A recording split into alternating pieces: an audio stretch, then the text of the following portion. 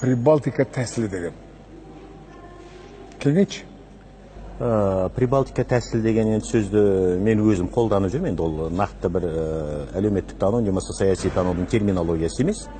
Бұны мен өзім шығарып алған нәрсем. Шындығында Прибалтика елдері кеңес үкіметінен ыдырап шыққан елдердің ішіндегі өздерінің мемлекеттілерін жүзеге асырудың жаңа жолын тапты. Ол жаңа жолда былай ақ. Халық бір адамдай, бірмен бірі келіспей-ақ, орыс тілінің қызметін аясын азайтып, мемлекеттік тілдің қоғамдық өмірдің барлық саласында қолданатындай деңгейге жеткізді. Қалай жеткізді? Олар айқай шығарған жоқ, өйткен жоқ, бүйткен жоқ. Әр уақыттарда өздерінің тілін қолданды, пайдаланды, сөйледі, сол тілде.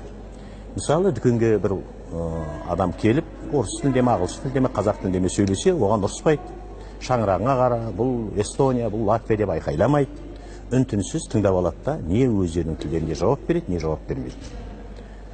Осы үлкен айқайлар басталды осыда шындығында. Енді орыс тілді азаматтар, әсіресе ұйымдар, бұл орыс тілін кемсіту, шектелу, тілдік дискриминация деген сияқты сөздер болды.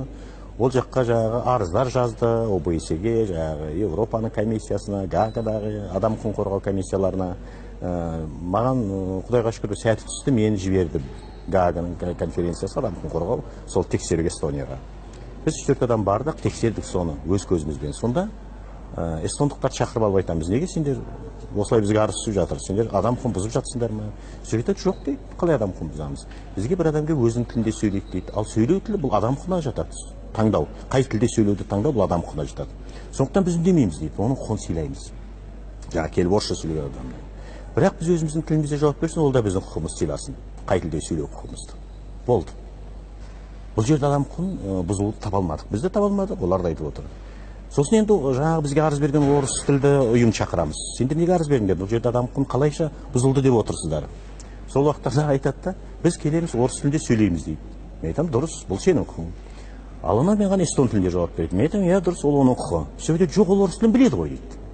Мен айтамын, кешіріңіз, ол орыс тілін, ағылшын тілін, араб тілін білетін шығар. Бірақ қай тілді сөйлеуді таңдау құқығы ол адам құқығына жатады. Ол эстон тілінде сөйлеуді таңдап алды. Сен оған неғып ренжисің? Енді екінші сөзі мүлдем енді ыңғайсыз сөз. Сондағы жаңағы екінші айтатын, мен эстон тілін білмеймін ғой дейді. Мен айтамын, кешіріңіз, ол сіздің проблемаңыз. Егер сіз білмейтін болсаңыз. Бұл жерде сіз онда үйренуге тура келеді ғой енді. Егер сол жан-жағындағы бүкіл өмір, күйбең тіршіліктің бәрі, егер эстон тілде саған жауап беріп, сол тілде сөйлесе, сен осында өмір сүремін десең, біліп алуға тиіссің. Бұл сіздің құқығыңыз. Бұл жерде адам құқығын бұзылуды мен көрген жоқпын. Және ең қызығы, жаңа эстонның бір ақылды жігіті маған былай деп айтты.